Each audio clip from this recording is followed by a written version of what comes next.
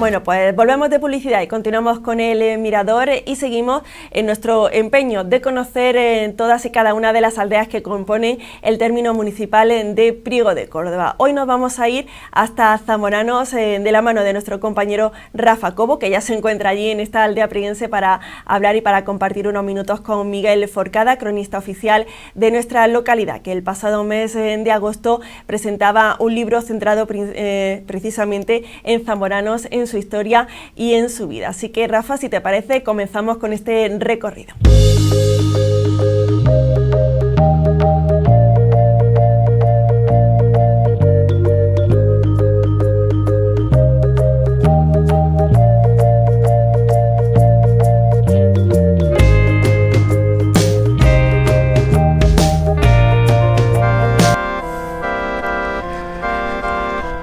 ¿Qué tal, Laura? Pues arrancamos esta nueva temporada del Mirador siguiendo las visitas que realizamos a las distintas aldeas de la comarca, y en este caso vamos a dirigirnos hasta Zamoranos para conocer de primera mano un poquito de la historia de esta aldea prieguense, precisamente de la mano del autor de un libro sobre la historia de Zamoranos, Miguel Forcada. Así que, si te parece, nos vamos para Zamoranos.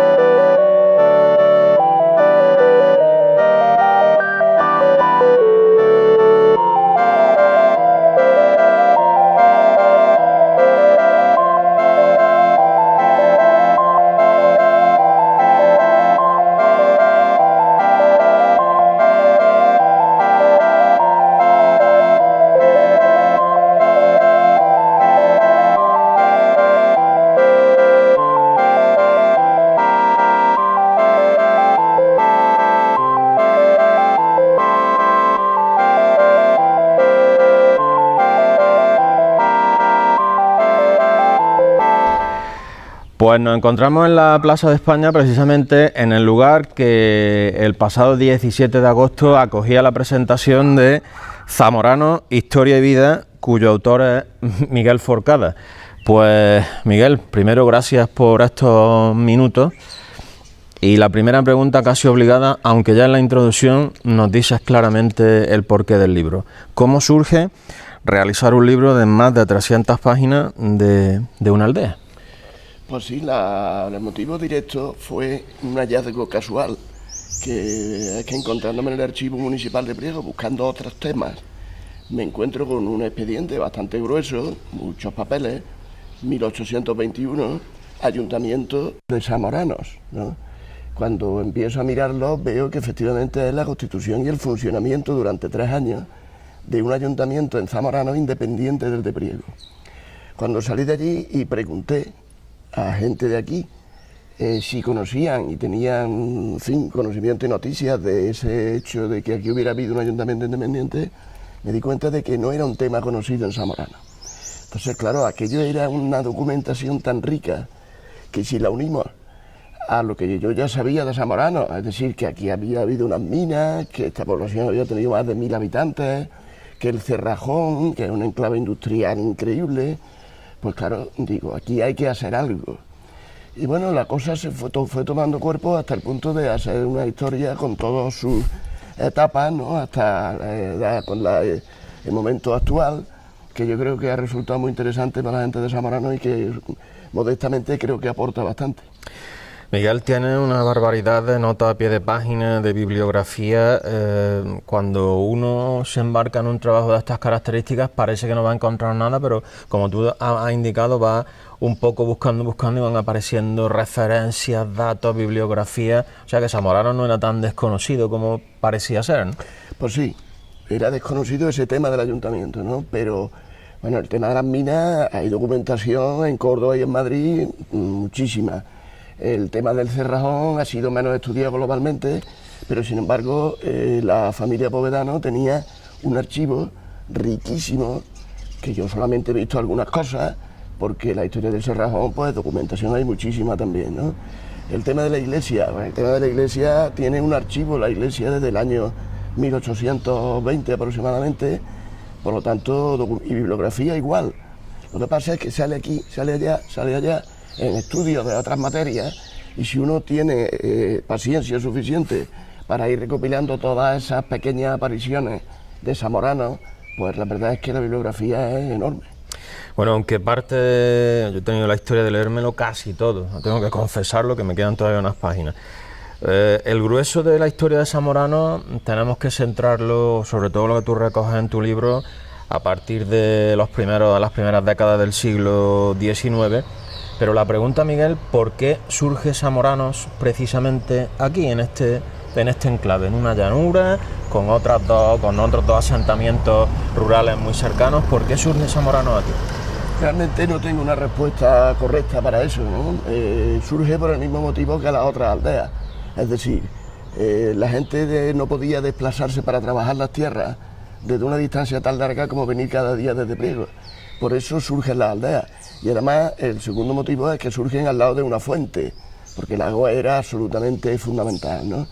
Pero efectivamente, ¿por qué tan cerca de Fuentetójar o tan cerca del Cañuelo surge Zamorano?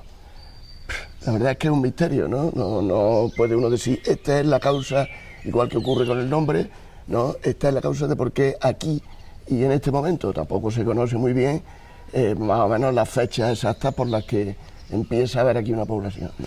Bueno, ha hecho alusión al nombre, yo les recomiendo una lectura precisamente de ese capítulo porque hay tesis para todos los gustos y colores.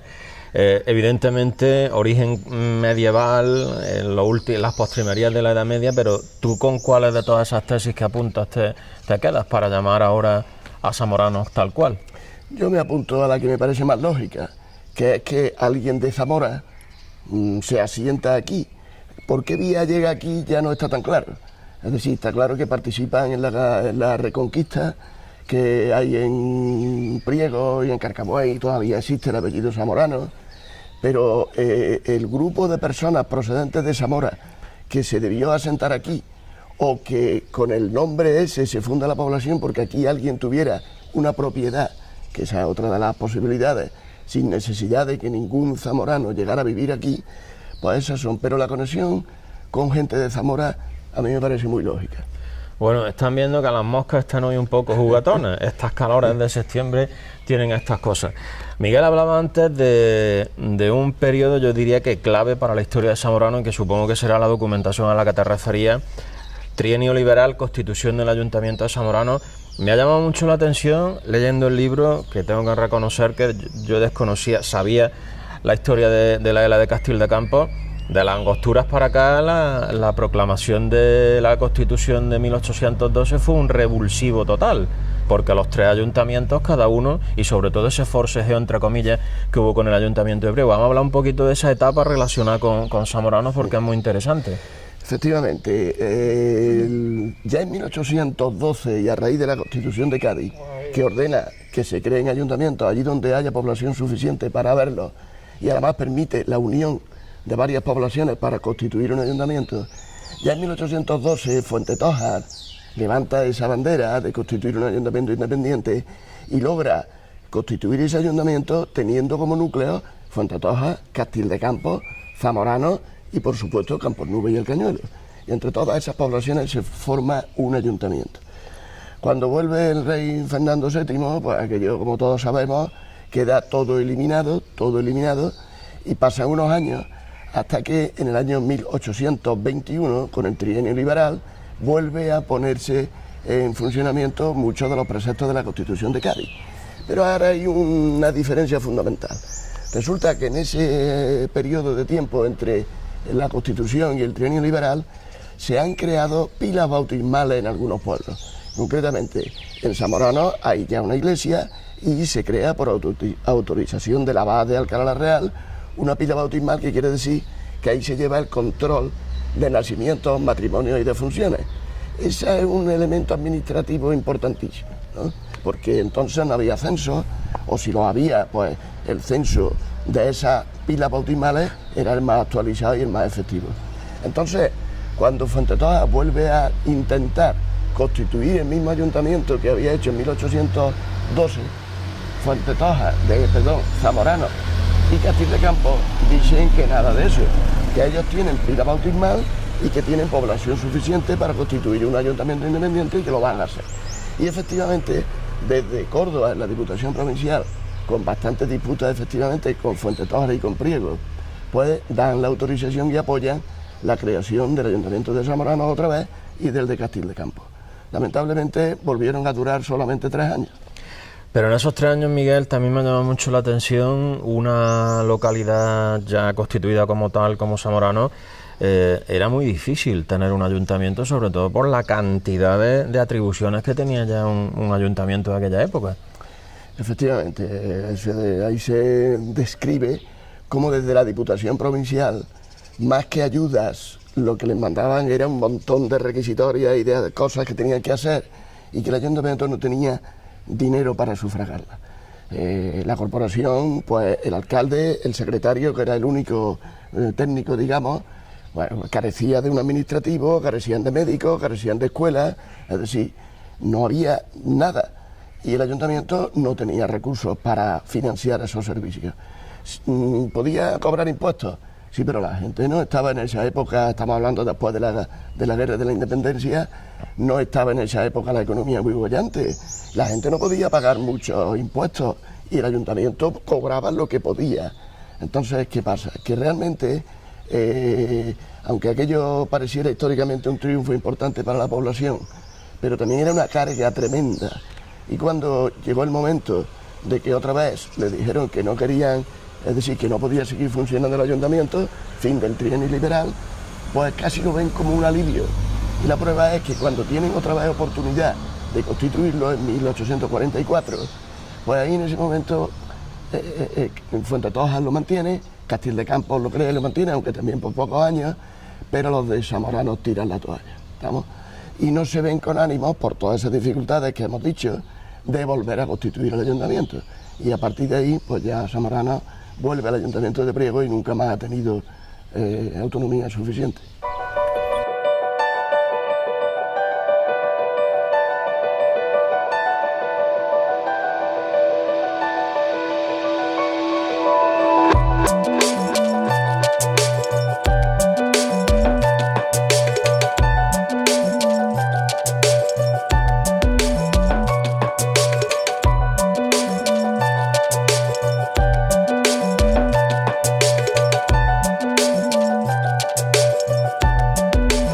Bueno, Miguel, llegamos a la mitad del siglo XIX, esa no decisión de Zamorano de constituirse como ayuntamiento. Desde esa época, desde esa fecha hasta nuestros días, así a grandes rasgos, ¿cuál ha sido el devenir de Zamorano?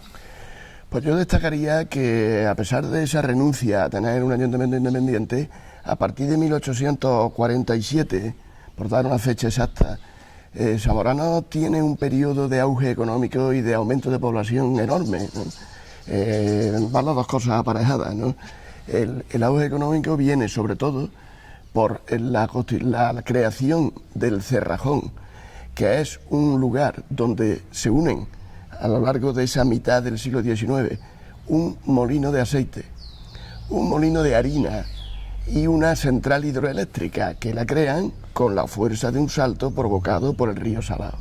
Entonces, claro, ahí se hace un núcleo industrial increíble en una aldea, ¿no? Molino de aceite, molino de harina y central hidroeléctrica que además abastecía de electricidad a la comarca, ¿no? Ese es el primero. El segundo es las minas.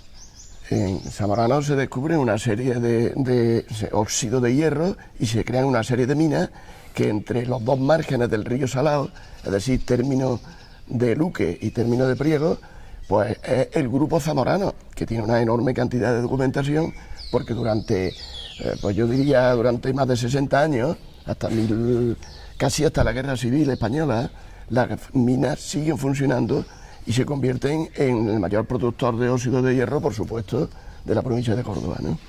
Entonces, claro, eso hace que mucha gente, mineros, técnicos, ingenieros de minas, vengan a Zamorano y viven en Zamorano. Entonces, claro, pues es una cosa sorprendente. Y bueno, todo ese periodo, hasta los años 50 del siglo XX, hay todavía otras iniciativas económicas muy importantes. Por ejemplo, una industria de harina, una fábrica de harina movida por electricidad, ya con un sistema y maquinaria moderna, que dura hasta los años 70. Es decir, ese auge económico no se da en otras aldeas, eso está clarísimo que no se da en otras aldeas de Priego, y da una prosperidad enorme a Zamorano, se nota incluso en las construcciones de esa época, etcétera, etcétera, y hacen que la población llegue a tener pues, sobre 1.400 habitantes. O sea que en aquella época se convirtió en una de las aldeas más pobladas de Priego. Bueno, es la más poblada en algún momento. De los censos de cada década, hay algunos en la que la población la aldea de más población, junto con Castil de Campos, es Zamorano. Bueno, están viendo que tenemos unas moscas hoy súper revoltosas. Miguel, a colación de esa pujanza que tuvieron todo el tema de las minas, me llama mucho la atención porque vamos a desterrar ya la frase de que a Priego no llegó el ferrocarril, incluso existió un apeadero para la carga de ese mineral, ¿no? Que es un dato súper interesante. Bueno, no, a Priego no llegó el ferrocarril. Al término municipal. Hay que admitirlo. El apeadero está en el término de Luque. Lo que se construyó fue una vía férrea, ¿no? Y una línea aérea que llevaba el mineral desde algunas de las minas hasta el Cerrajón. Y del Cerrajón había una vía férrea que llegaban hasta el apeadero de las Arcas. Pero realmente no sé si se puede llamar ferrocarril a eso, ¿no? Bueno, algún sistema de transporte, libro, sí. Porque había una vía férrea, pero ni locomotora probablemente, ni ese tipo de cosas hubo, ¿no? Es posible que la tracción de la vagoneta del mineral se hiciera por medios animales, por fuerza animal, ¿no? Pero bueno, es lo más cerca de Priego que ha estado el tren, eso sí es verdad. Pues sí, es verdad, sí, que nos ha llamado la atención. Bueno, hemos llegado a la década de los 70, pero a partir de esa época sí que tenemos que hablar precisamente una de las empresas, ya no solo de referencia en Priego, sino a nivel incluso de España, como es Almendras Francisco Morales, que ha sido la patrocinadora de tu libro. Quizás sea ahora uno de los motores y de los emblemas de Zamorano en lo que a la economía se refiere. En cuanto a la economía, sí, no cabe duda, porque es una empresa enorme, una empresa que tiene un sistema de exportación e importación con muchos países del mundo, que tiene muchos trabajadores y, como digo, que trabaja todo el año. En Zamorano está todavía el Cerrajón como molino de aceite y hay una cooperativa olivarera muy interesante y muy bien gestionada, creo. Pero, claro, las dimensiones que tiene Almendras Francisco Morales, eso es increíble, ¿no? Y que esa empresa se haya mantenido en la aldea de Zamorano, dada la tradición familiar que tenía, para mí tiene mucho valor, porque las aldeas ya sabemos cómo están, el proceso de despoblación que tienen es muy delicado y muy grave, muy difícil de echar atrás, y que haya empresas como esas, pues son la clave de que las aldeas se puedan mantener. Bueno, hablábamos de esa pujanza que tuvo Zamorano durante la segunda mitad del siglo XIX, la primera mitad del siglo XX, y esas personas que se instalaron en Priego, pero también en tu libro hace referencia a una serie de personajes ilustres de Zamorano. ¿Con cuál te quedarías o cuáles destacarías por su importancia, por lo que contribuyeron precisamente a esa actividad de la aldea? Es delicado este tema porque yo voy a decir algunos, porque me lo preguntas, pero hay están aquí todos, que se pueden quedar atrás.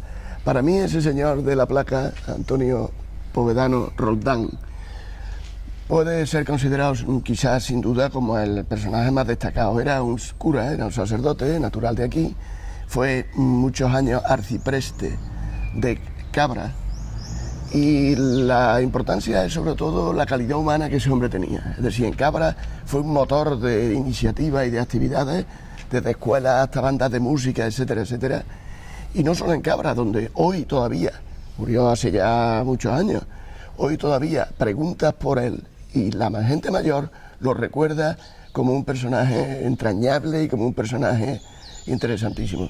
También lo fue para Zamorano, porque la vinculación con su aldea natal no la perdió nunca. Aquí venía cada verano y aquí provocó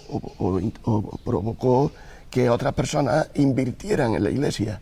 La iglesia de Zamorano es una iglesia preciosa y tiene mucha escultura y pintura, en gran parte gracias a Antonio Povedano Roldán, que consiguió que se reformara, que se adquirieran muchas cosas y que venía a darle lustre a las fiestas cada verano.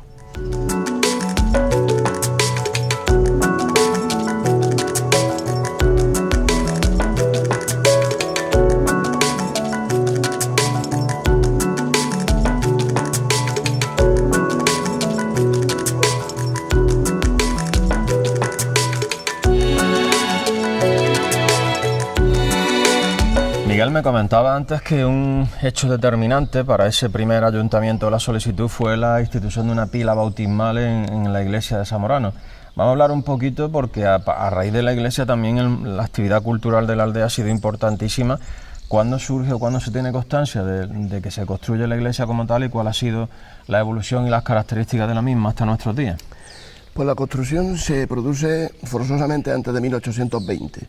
Pero yo creo que no mucho antes, no tengo datos sobre eso, pero en los años anteriores a 1820 y en ese año es cuando ya se crea la pila bautismal, ¿no? Efectivamente no debía ser como es ahora, ha tenido muchas reformas, algunas ampliaciones, por ejemplo en los años 50 del siglo XX se le hacen las alas, con lo cual en vez de ser una nave se le crea una especie de crucero y casi se duplica su capacidad, ¿no? Y otra reforma importantísima, promovida por don Antonio Povedano, el arcipreste de Cabra, que convence a la vizcondesa de Térmens, que era una mujer que ya sabéis que en Cabra hizo también muchas obras de todo tipo, para que invierta en la iglesia de Zamorano.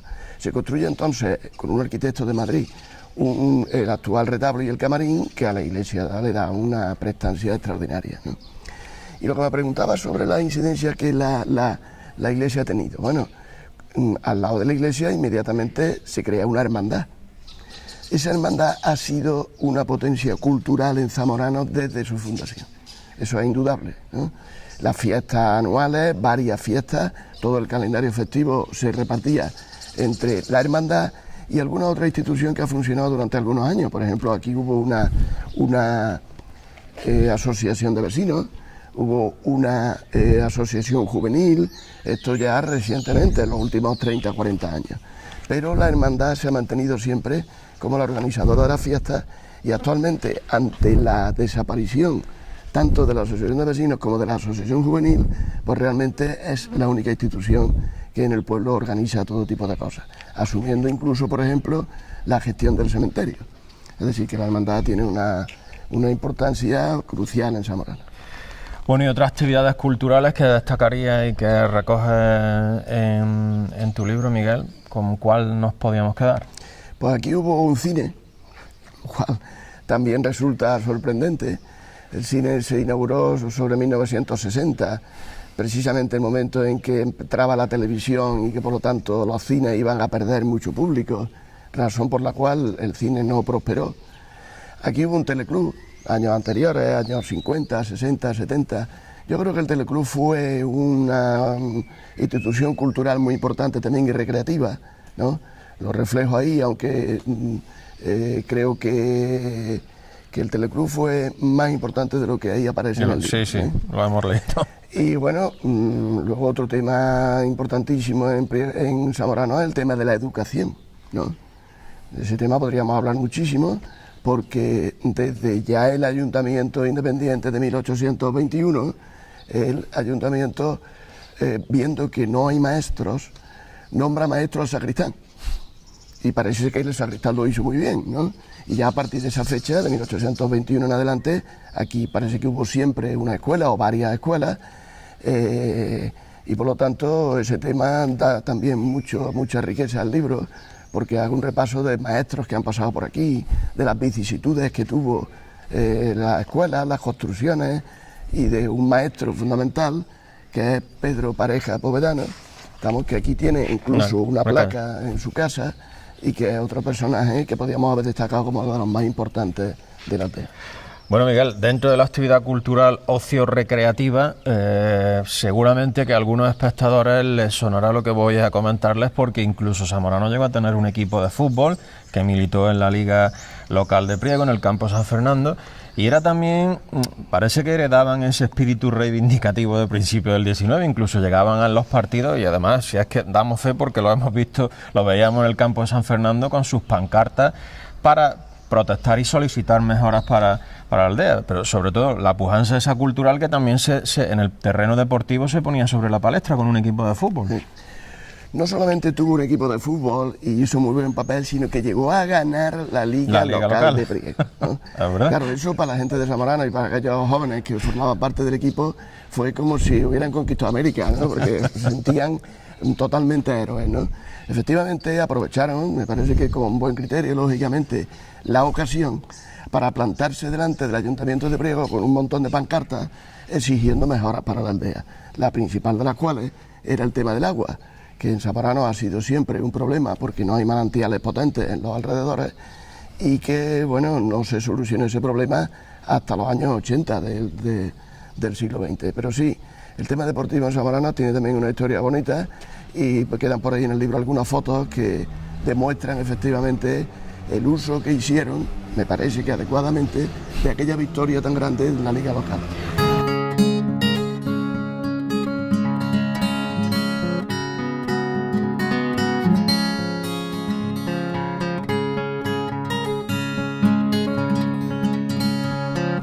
Pues estamos delante de la mina que ahora se llama La Salvadora y que es demostración de que la minería sigue existiendo en Zamorano, aunque la mayoría de los prieguenses no lo sabíamos, ¿no?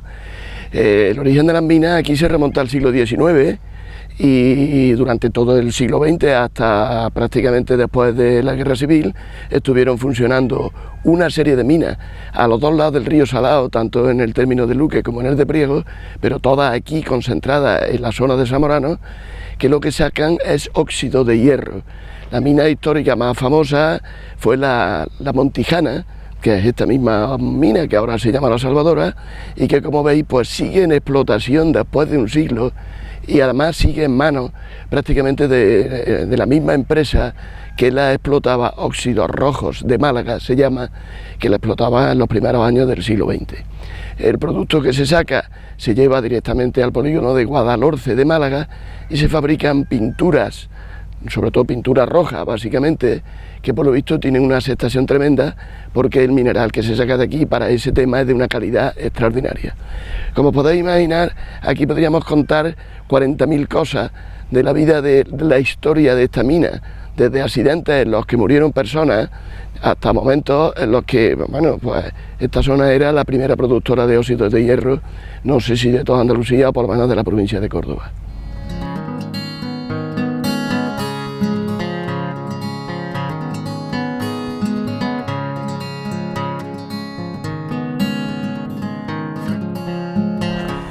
Pues en el tema de la guerra civil, en esa época de la historia, también Zamorano es completamente distinto del resto del territorio de Priego, ¿no?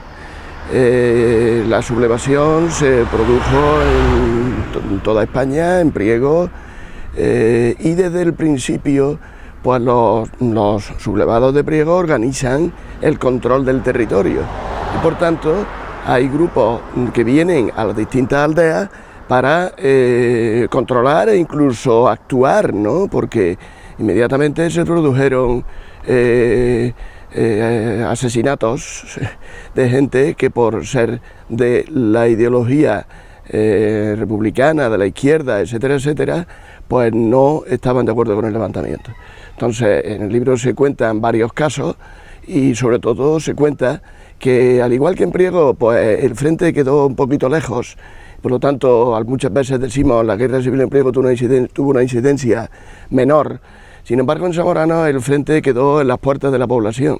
De hecho, el río San Juan era la frontera para allá al Caudete en zona republicana y del San Juan para acá en zona, digamos, nacional o dominada por el levantamiento franquista. Entonces, incluso en el pinar del puente San Juan se crean unas fortificaciones que eran del ejército de la República y eso está a este lado del río San Juan. O sea, quiero decir que estaba tan cerca el frente que muchísima gente se vio involucrado y muchísima gente tuvo que huir, sobre todo de Zamorano y de Campos Nubes. Desde Campos Nubes, desde las fortificaciones del puente San Juan, se podía alcanzar y matar a personas paseándose por las calles. Entonces, esa represión tan dura de esos primeros días se cuenta en el libro. Y fijándonos sobre todo en el caso de Pedro Pareja Morales. Pedro Pareja Morales era hijo del maestro Pedro Pareja Povedano, que era un mito en el pueblo, era una persona recordada por 3 generaciones, y que su hijo, que tenía 28 años, era maestro también, estaba de vacaciones aquí y pensó en pasarse a la zona republicana. Le aconsejaron que no lo hiciera, va a Priego, se presenta y lo meten en la cárcel, y a los pocos días se lo llevan hacia Córdoba, y todos los indicios dicen que lo fusilaron en el camino. Entonces eso, claro, es una cosa que en Zamorano permanece en la memoria, incluso permanece en las calles, porque Pedro Pareja Morales, el maestro, tiene una calle con su nombre, y además, pues todos esos episodios que sobre todo las personas muy mayores guardan en la memoria de las fatigas que tuvieron que pasar, no solo durante la guerra, porque huyeron, sino después de la guerra, porque se pasó muchísima hambre y muchísima fatiga. De hecho, aunque el frente estuviera tan cerca, la fortificación del Cerro de la Taberna era el que controlaba la zona republicana al lado de allá del puente del río San Juan, y tampoco episodios bélicos importantes tampoco hubo, pero sí esas personas que murieron por causa de la represión, y esa pobreza y esa cantidad de personas que tuvieron que huir.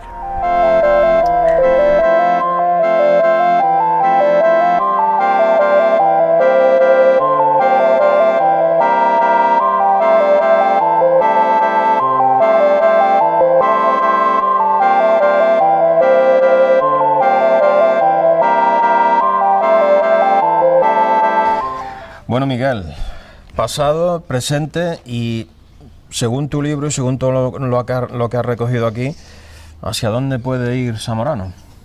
Esa, como comprenderás, es una pregunta difícil, muy difícil, ¿no? Todo el mundo rural está ahora mismo en despoblación, todas las aldeas de Andalucía, de Castilla, de León y de todas partes están en disminución de población, y por lo tanto yo creo que es un problema suficientemente grave como para que a nivel de Estado, a nivel de diputaciones, etcétera, etcétera, se lo planteen con seriedad. La gente no vive en las aldeas porque no hay servicios, porque no hay diversión y porque no hay cosas para vivir como se vive en una ciudad. Entonces, ese es el rechazo, ¿no? Hoy día los coches te permiten venir de Priego a trabajar a una finca en Zamorano en 20 minutos. Entonces, todo eso hace que el problema sea complicado de resolver, ¿no? Mientras haya algunas empresas, mientras haya una cooperativa, que ese fue otro momento en que Zamorano estuvo en peligro de perder la cooperativa. Bueno, pues todas esas pequeñas cosas hacen que una aldea pueda sobrevivir.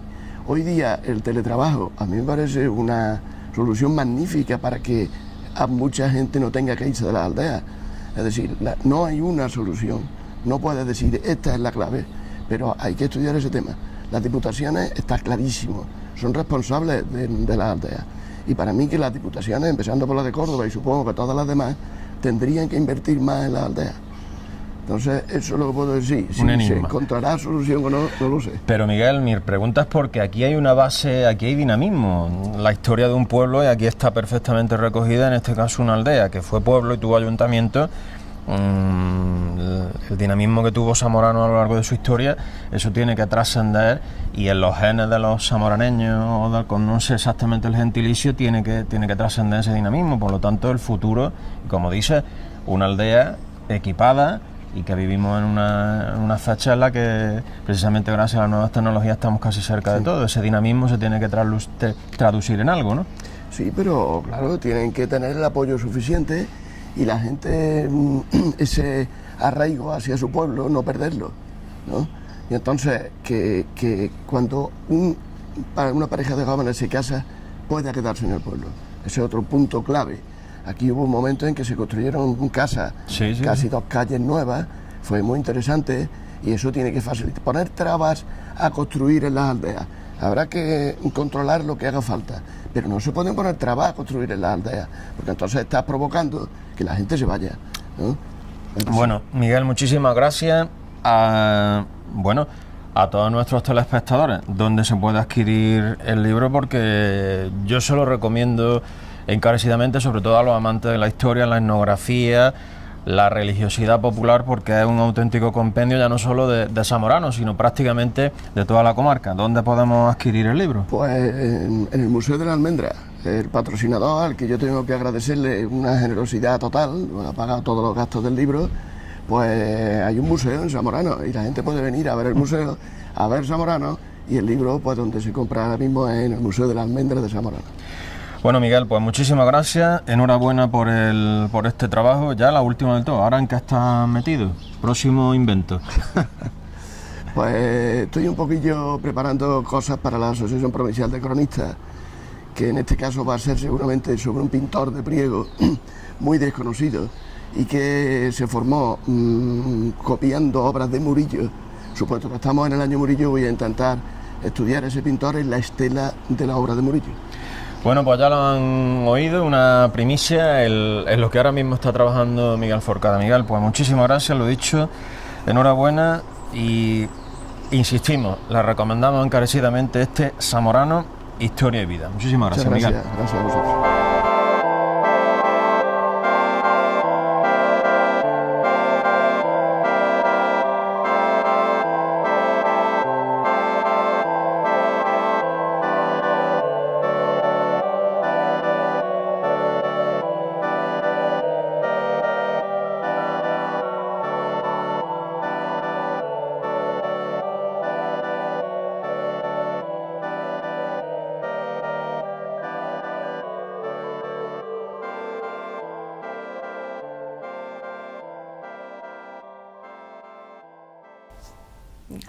Pues muchas gracias, Rafa, por ese interesante viaje por Zamorano de la compañía, en este caso, de Miguel Forcada. Bueno, pues nosotros continuamos con nuestra recomendación literaria de hoy. El libro que te he recomendado tiene como título La vida en tiempo de paz y es obra de Francesco Pecoraro.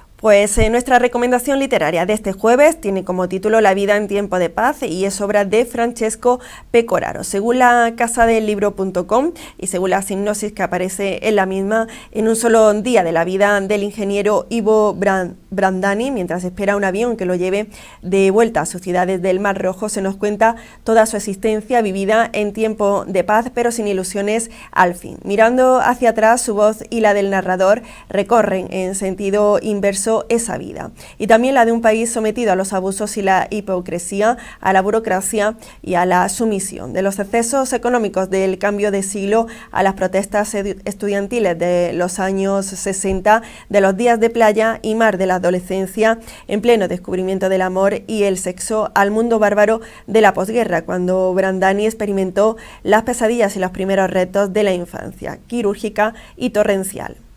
La vida en tiempo de paz es una novela portentosa contada desde el punto de vista de un antihéroe lúcido. Es la historia de buena parte de Europa y de cierta burguesía. En estas páginas se nos muestran nuestras debilidades, nuestras aspiraciones y nuestros excesos, así como la mugre que nos envuelve y descubrimos cuando sabemos finalmente en qué nos hemos convertido. Una de las mejores novelas europeas de este tiempo.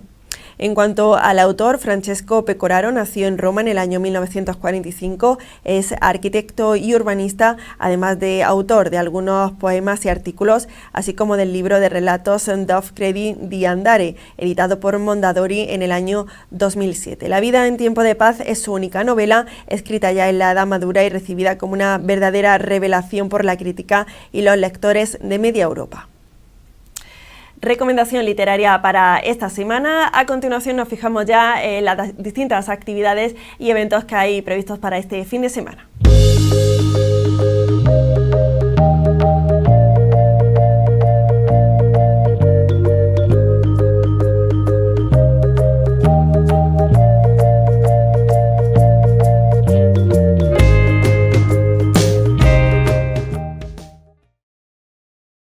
Y comenzamos mañana viernes 21 de septiembre con el desayuno molinero que organiza la Asociación de Familiares de Enfermos de Alzheimer y otras demencias, Alfusal, y también del rastrillo solidario que se instalará a partir de las 9:30 de la mañana en el paseillo de nuestra localidad.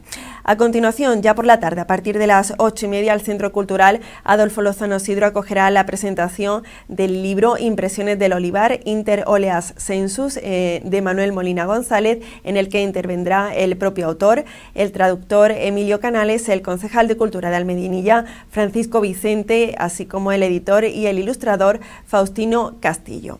Y continuamos en el sábado 22 de septiembre, a partir de las 9 de la noche en la parroquia Nuestra Señora de la Asunción tendrá lugar la toma de posesión de la nueva Junta de Gobierno de la Agrupación General de Hermandades y Cofradías de nuestra localidad. A las 8:30 de la tarde, un poquito antes, en el Teatro Victoria, podrán asistir al espectáculo lírico que tiene como título Casado y Soltero.